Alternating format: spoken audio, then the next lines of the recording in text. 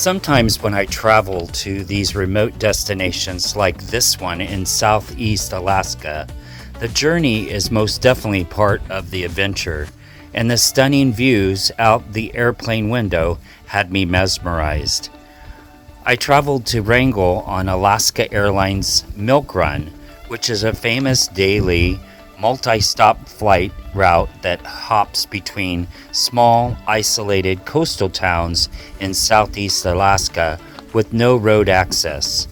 This service is a lifeline to these communities since 1932. The stunning views of the Inside Passage reveals deep blue waterways, fjords, towering snow-capped coastal mountains, ancient rainforest, and amazing aerial views of glaciers with dark stripes called moraines, traveling as far as the eye could see.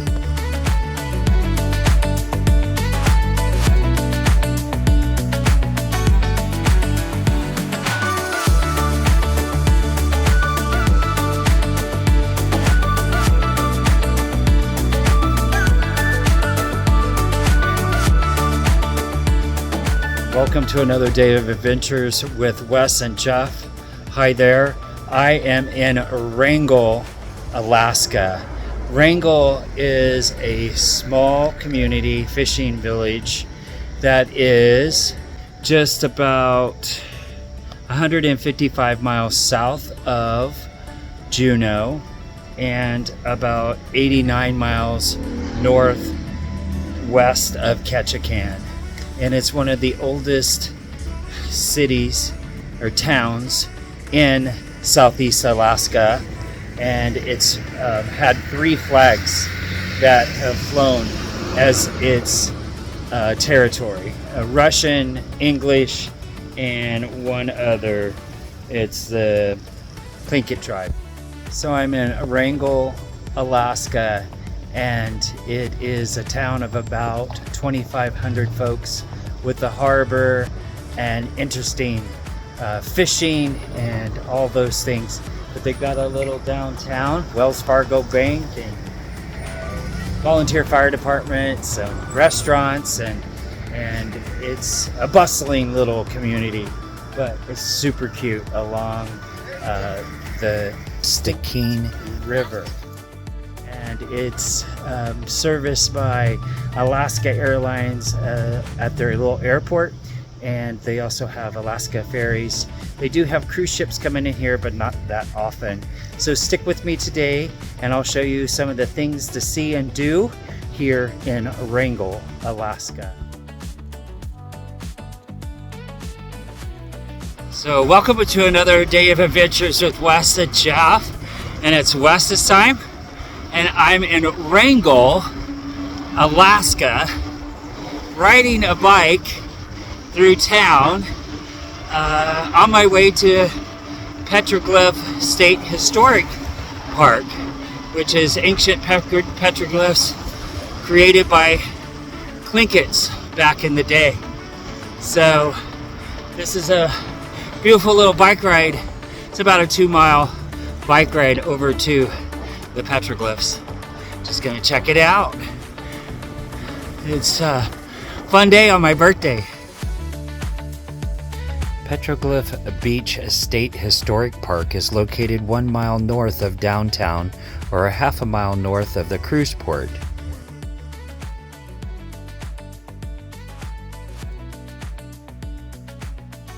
I'm at the trailhead for Petroglyph Beach State Historic Site here in Wrangell, and this is home to the highest concentration of petroglyphs in southeast Alaska, made by the Tlingit clans over 8,000 years ago. So I'm going to go down here to the rocks and check it out and see what these petroglyphs look like on these rocks. This is low tide. You need to check the tide schedule to make sure that it's low tide, because if it's high tide, it covers them up sometimes. So thousands of years. I'm going to check these out and explore this beach here trail. Here, close to 40 petroglyphs make up the highest concentration of petroglyphs in the southeast region of Alaska. This site is about 8,000 years old and is best viewed at low tide. There's an accessible boardwalk to a deck overlooking the Petroglyph Beach, the Stikine River, and the Samoa Strait. The petroglyphs have been etched into the large boulders and bedrock outcrops on the beach itself. It is believed that these were created by members of the native Alaskan tribe of Tlingits. They depict whales, salmon, and faces of the community. The rock here is a large gray metamorphic rock that is finely grained, moderately durable, and easy to fracture, which made it easier for the Tlingit tribe members to carve and etch their artwork.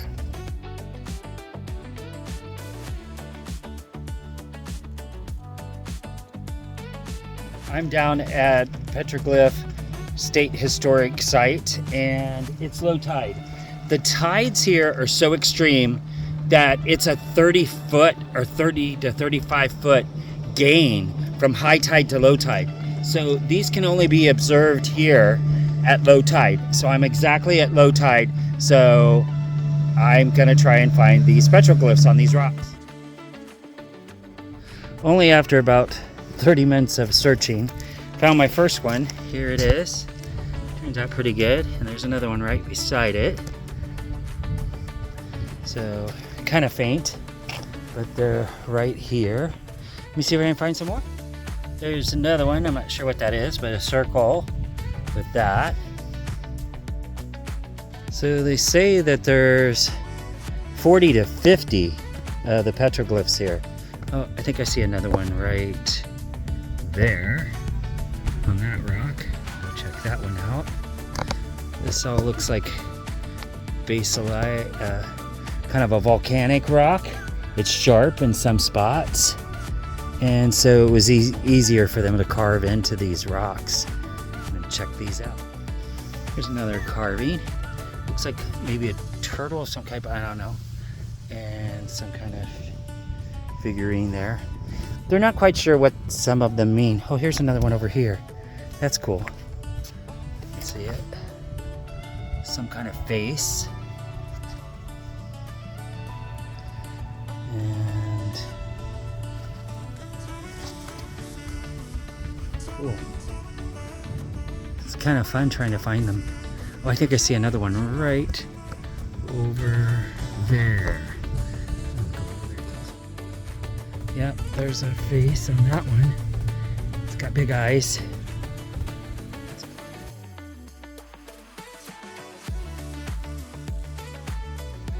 So it's like an Easter egg hunt trying to find these. But there's another one here. It's got multiples on it. It's pretty cool. They're kind of hidden. Oh, there's another one right there I didn't see. I walked past it. Right on that rock.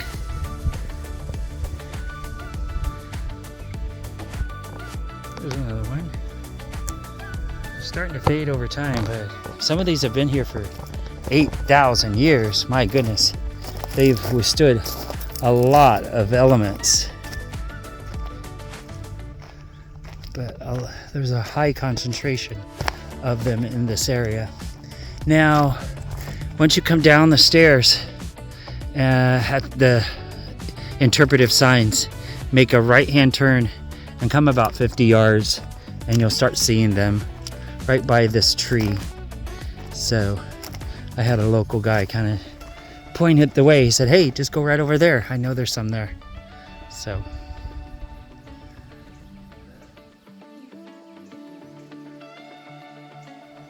as soon as you came down, there's one right here. I mean, I almost stepped on it. Pretty cool.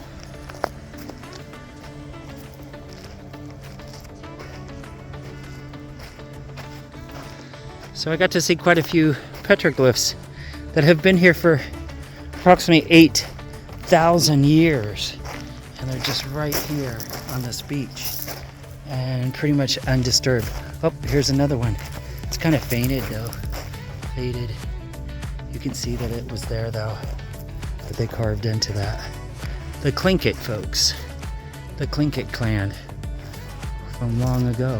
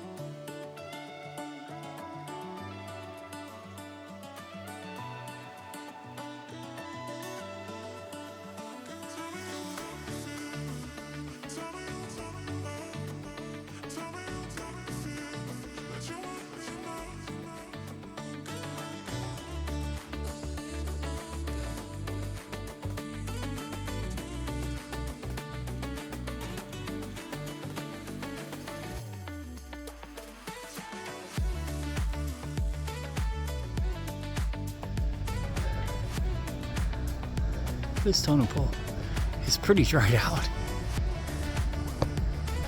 but it's still cool nonetheless.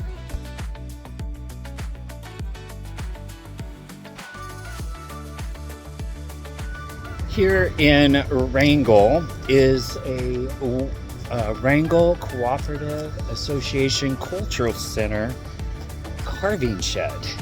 And when I saw it, I was like, that's pretty interesting. And so what they do here is they teach the native Tlingit youth the skill and the art of carving totem poles and refurbishing the totem poles that they've had here for many years. They had like 8 of them. They've been taken down and they're getting very deteriorated. So they're reviving these. They're starting from scratch, or they're reviving the ones that they have. So I just wanted to show you the ones that they have on the side of the building that they will be refurbishing or replacing. So you can see that these totem poles are kind of getting old and deteriorated, but they have a story to be told, and so they teach the youth here this trade on how to do this totem pole carving. And here's where the carving center is, and look at all these totem poles. Interesting. So this one,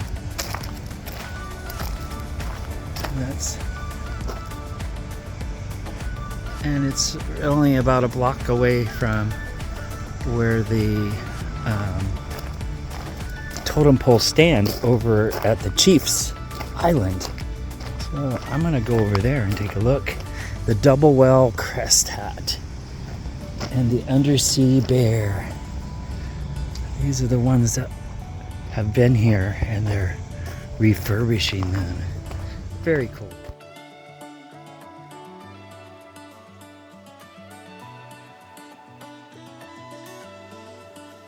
Look at the condition of this totem pole. Man, it is deteriorated. And it's a shame because it is a piece of art and tells a story. So I'm glad they're reviving this art and teaching it to the younger generation.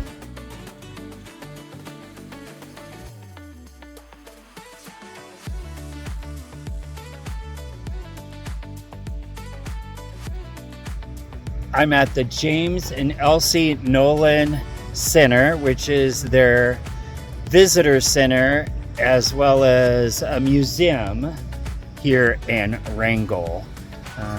Fortunately it is closed today. Might be able to attend it tomorrow, check it out, see what it's all about. But it's a very nice center right along the seashore here.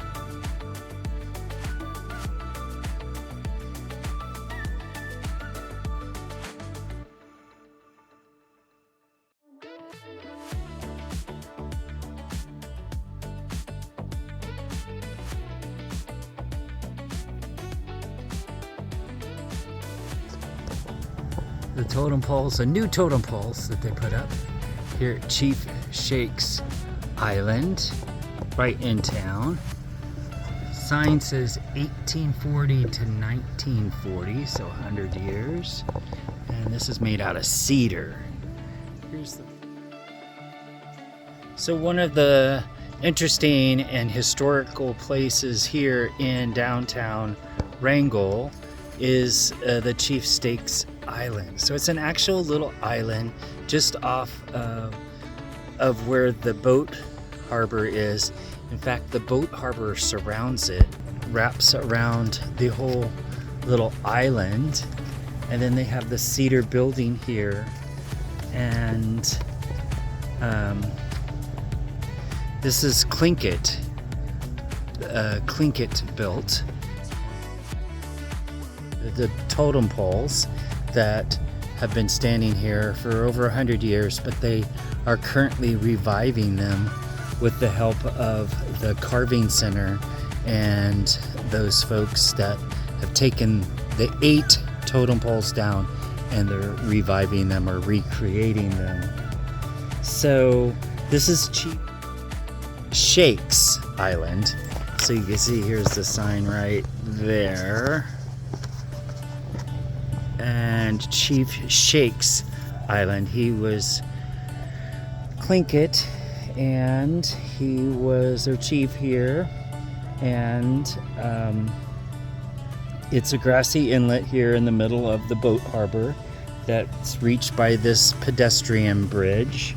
So I have my bike there and I've come across this pedestrian bridge, and it's a tiny island with tall cottonwoods and eagles usually perched in the branches, and quiet oasis compared to the hum of the fishing fleet that surrounds this whole area. It's in the middle of Shakes Community House, an excellent example of the Tlingit tribal house that contains tools, blankets, and other cultural items. Just as impressive are the 6 totem poles surrounding the tribal house, all duplicates of the originals carved back in the 1930s.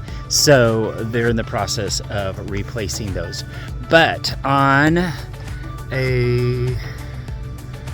on a regular schedule, but when they have a cruise ship in town here in Wrangell, then they'll open this up for the cruise passengers to take a look and explore and learn about the Tlingit culture.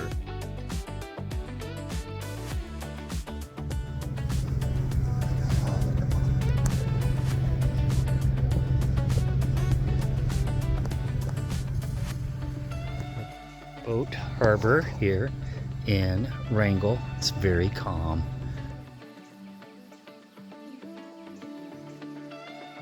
In Wrangell, Alaska, there are 3 boat harbors. Located downtown encircling the Chief Shakes Island is the Wrangell Boat Harbor. Heritage Boat Harbor is located 1 mile south of downtown and is the largest and most modern with 250 boat slips, and Shoemaker Boat Harbor is located 5 miles south of downtown along the Zamovia Highway with 250 slips.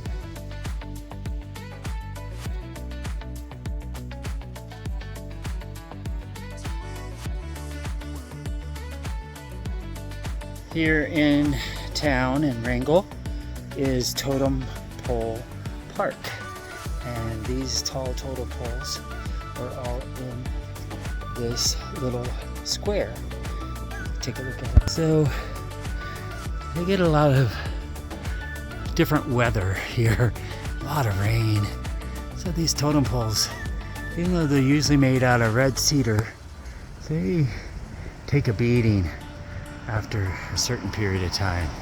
So this totem pole, and this one's called the Chief Kadashan Totem. Now this one is probably one that is fairly new, and this is some of the work of the younger ones that have been taught by the older elders here in town. at the carving center. So pretty cool. Got the eagle and the raven. And very cool. The other totem poles that are at this little totem pole park. This has the salmon fish with the rope on either side, and two face figures there, and the raven or eagle at the top. And then this one is native Tlingit, and then you got the eagle or raven. Eagle, and then the raven has a long beak that sticks out like that. And then the guy with a top hat signifies the white man at the very top. And then this one over here is kind of cool. It's plain on the bottom, but then it has a figure there. Then it has a whale on top. So this whale you can see better from the side. There we go. Cool.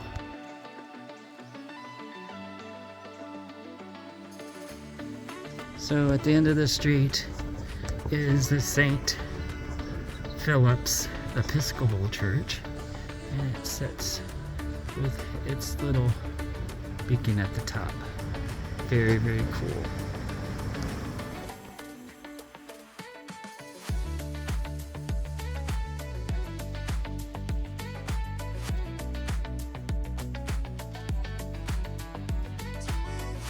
I'm up at the Mount Dewey trailhead. It's 0.5, and it goes up to the top of this little mountain that overlooks all of Wrangell and the sunset and all that.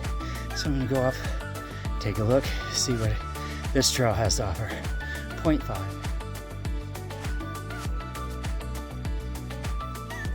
So this Mount Dewey trail was actually hiked by John Muir, who is like the National Park System father, back with promoting Yosemite, Yellowstone, all those parks, Glacier, and he hiked to the top of this, and the Tlingits were down below, and he lit a fire and it alarmed them. So fires are not allowed up here anymore, but this was way back a long time ago. In 1897 is when John Muir hiked this trail. So I'm gonna hike it as if I'm in the footsteps of John Muir. It starts here with this beautiful view over the bay, and it's absolutely beautiful. But John Muir visited this trail in Wrangell. During his travels in Alaska, he hiked Mount Dewey during a rainstorm and lit a campfire to warm himself, but the townspeople saw only this strange orange glow and the fire cast on the surrounding clouds. So Muir later returned to the town and talked about one of the best campfires that he's ever had and enjoyed, explaining the unusual light that it cast. So gonna climb the mountain and get their good tidings like Mr. John Muir did. Mount Dewey was named to honor the famous American naval admiral George Dewey, following his celebrated victory in the Philippines at the Battle of Manila Bay during the Spanish-American War in 1898. Stairs, stairs, and more stairs. It is a boardwalk trail, but it's very steep on the side of this cliff. So, no hand railings, just watch your step. And, there's a hand railing. It's the first one I've seen. And I am probably about a quarter of a way up so far. Losing my breath. All right, keep going. As you're going up the trail, you come to a sign. It's the Mount Dewey overlook, straight ahead. And the Mount Dewey Spur Trail to the right. And the Shakin Kenya Denai Trail, a quarter mile that way. So we're gonna go up we're gonna go this way to half a mile still to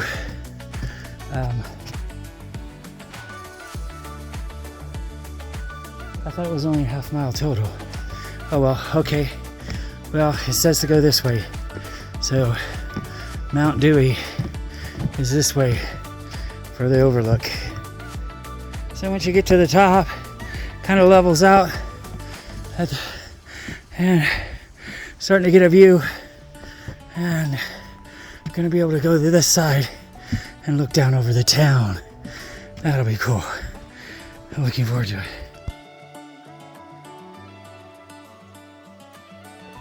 So here's a platform that overlooks the town right through there. There it is.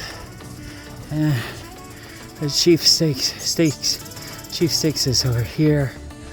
Oh wait, is it there? Yeah, there's another boating arena off in the distance. Yeah, pretty. You see the whole town. There's the Trident Cannery. Yeah. There's the museum. I see the museum there. Yep. Cool. Very cool views of the town of Wrangell. Definitely worth the hike.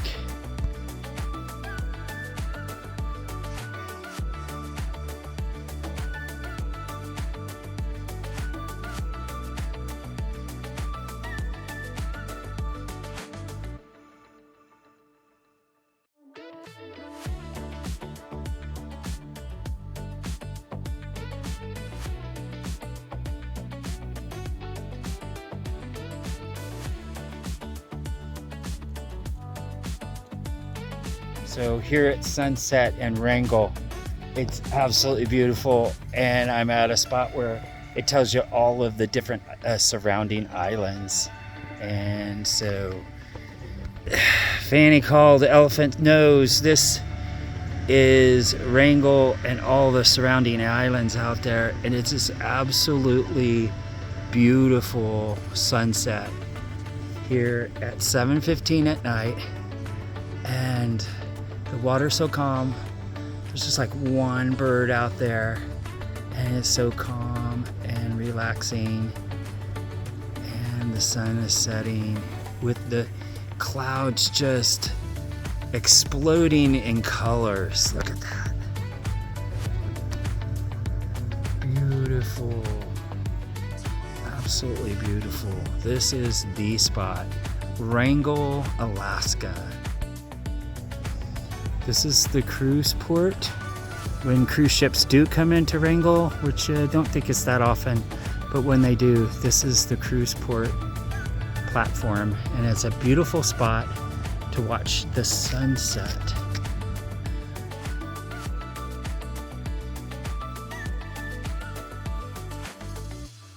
Just a shout out to my host here at Fort B&B. It's on Airbnb. I'm staying here for the night, and Brian and his daughter have been absolutely wonderful. If you need a place to stay here in Wrangell while you're visiting, check out Fort B&B and Fort Wrangell B&B, and Brian will help you out. Let me borrow this bike. They picked me up at the airport. They're going to take me back, so they've taken care of everything. It's an excellent place overlooking the harbor and downtown, so it's a great place to stay. I'm here at the Visitor Center and the museum here in Wrangell. There's all these little bears that are decorated in different attire on the outside. Then I'm going to go in and check it out.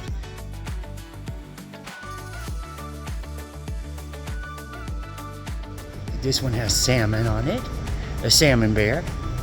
And this one's dressed in, looks like Scandinavian kind of attire. And this one's got another salmon on it. It's cute. Wrangell. It's got a Wrangell there. And this one is Go Wolves, which is their mascot for their high school here at Wrangell. And then this is Wrangell Bear Fest. They have an annual Bear Fest here that you can attend. Different other bears that they have. Terminal bear for the ferries. He's got a little hat. Little bear.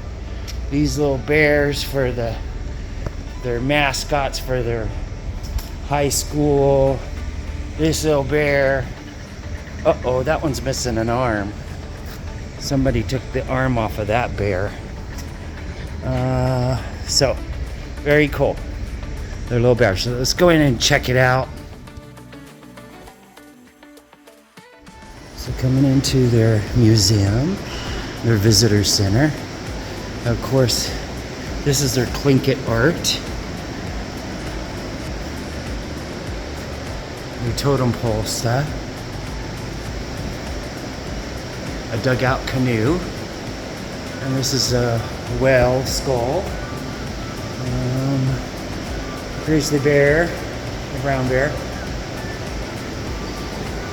And wow, this is a big wolf. Look how big his head is. Wow, that's amazing. And totem poles, and then the rock art, the petroglyphs that went to out at the beach. And there's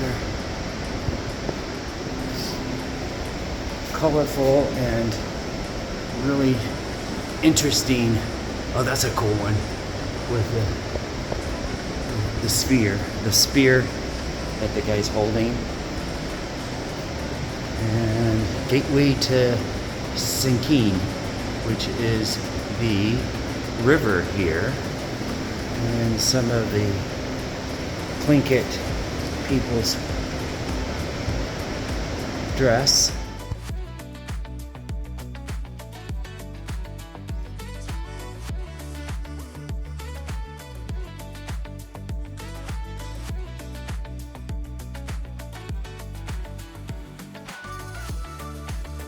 I thought that the visitor center displays were very interesting, especially the Tlingit bear mask, the totem pole and house post pieces dating back to the 1700s.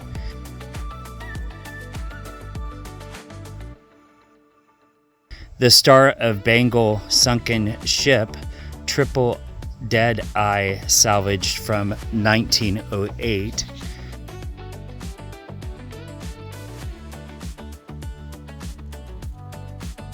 The visitor center is free of charge. However, the entrance fee for the out-of-state visitors is $12 and $8 for Alaska residents.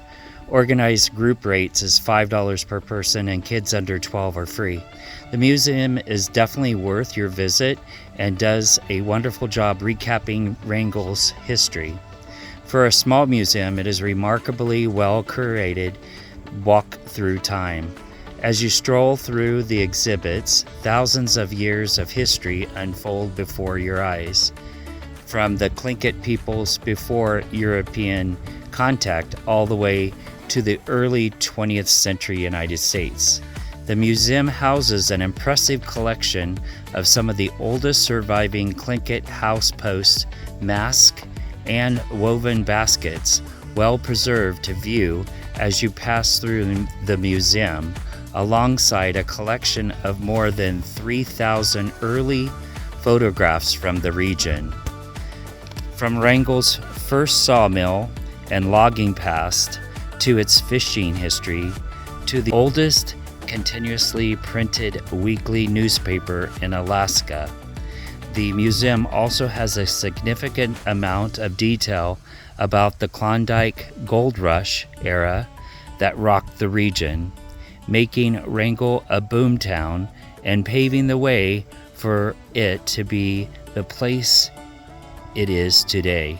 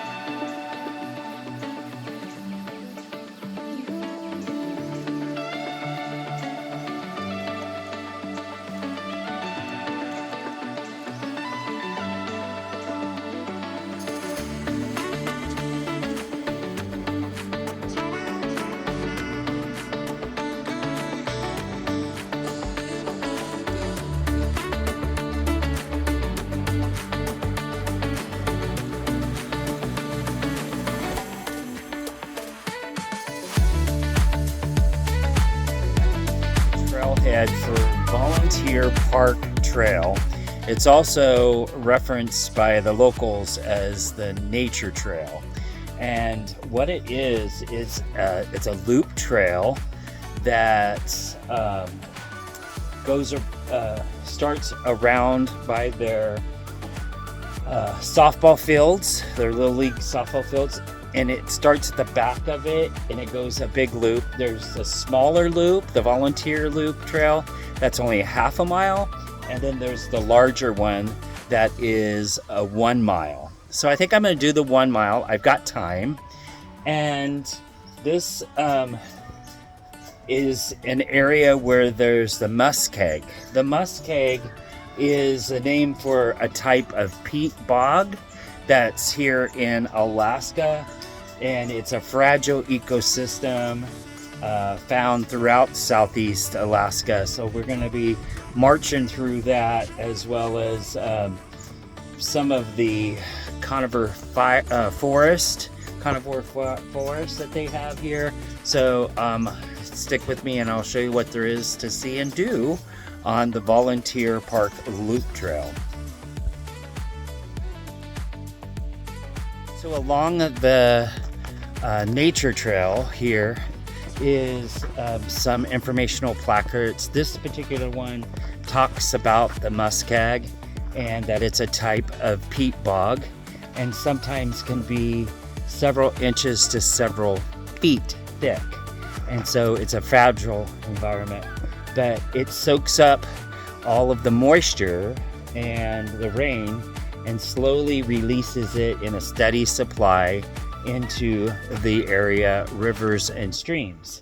So the muskeg is very fragile, and that's what it looks like.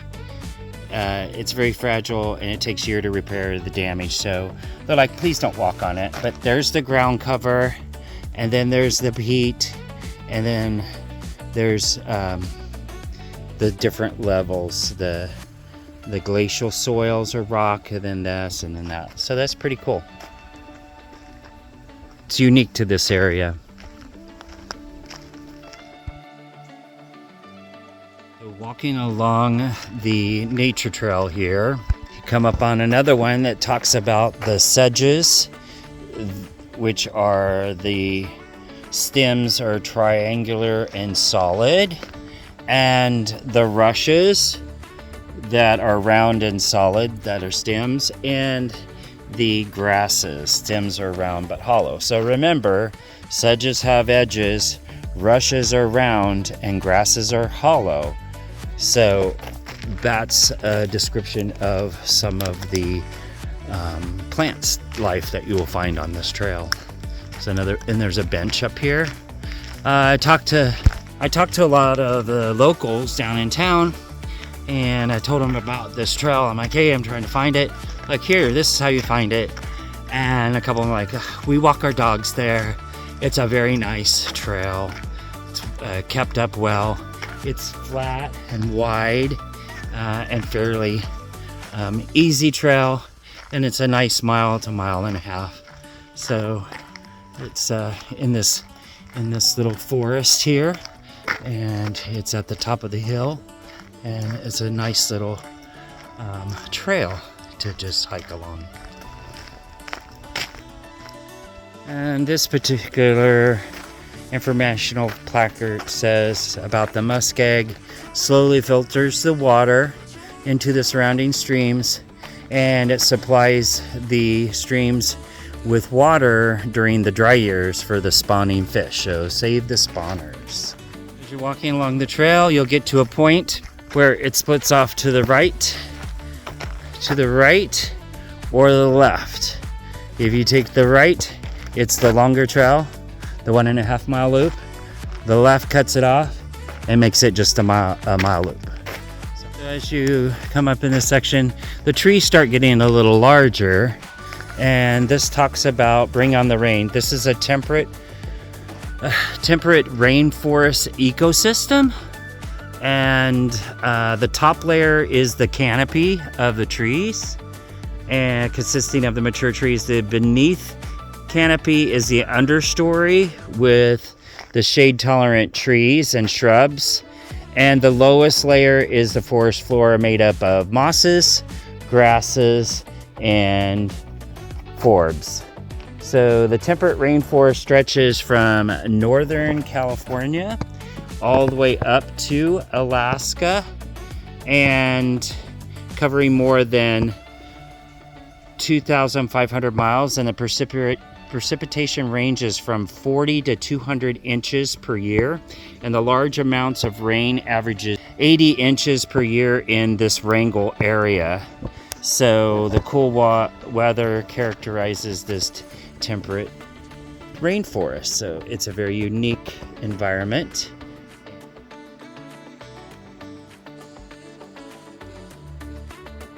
So along the trail, the next one is about the common companions to western hemlock and the Sitka spruce. These are the most common trees in southeast Alaska.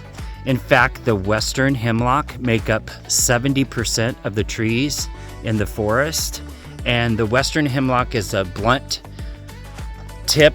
flat needles that grow from the side of the branch and small oblong cones, 100 to 150 feet in height, so pretty tall. And then the Sitka spruce, on the other hand, is short, sharp needles and papery cones found near the top, and 150 to 225 feet tall in height. So pretty cool. Tells you about the western hemlock and the Sitka spruce.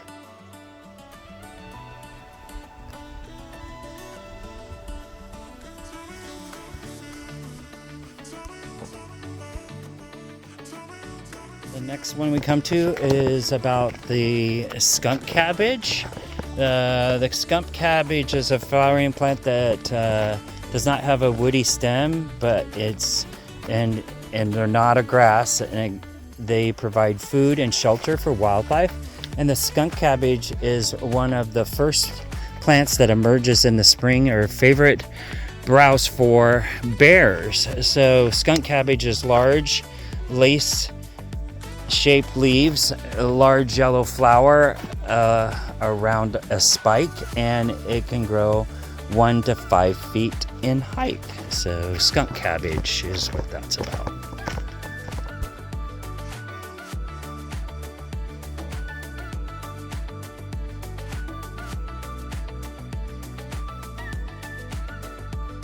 At the Mount Dewey Spur Trail, which is only a quarter mile up this way, and the Mount Dewey Trail, which I did yesterday up to the very top, it's 3/4 of a mile. So it dumps out here over by the airport. So this is the other end of the trail. My journeys and adventures here on the Milk Run up here in southeast Alaska, a couple things happened to me. The first one being, in Petersburg, I got to go on a trail that was just too far and lost track of time too much, and ended up having to hitchhike my way back to the airport. The second thing that happened to me here on this that made it truly an adventure is that I am walking to the airport from town at Wrangell, and I was supposed to be on the morning flight. They only have 2 flights a day out of Wrangell, one in the morning going southbound, and one in the afternoon going northbound. And the first one, we were fogged in. As you can see, it's very foggy here. Fogged in, and safety first on Alaska Airlines, so they did not stop here. They went on to Petersburg, where I guess it was a little bit clearer, and so that was that. We canceled that flight. So that was not an option for me. The second one is this afternoon at 4:06, and it's starting to clear up a little bit, so we're all got our fingers crossed that that plane is going to land. So it's all part of the adventures, and it kind of makes it fun and exciting. So Stick with me. I'll let you know if I make it out of Wrangell to head back home today to Sacramento. I hope you enjoyed my video here today of Wrangell, Alaska.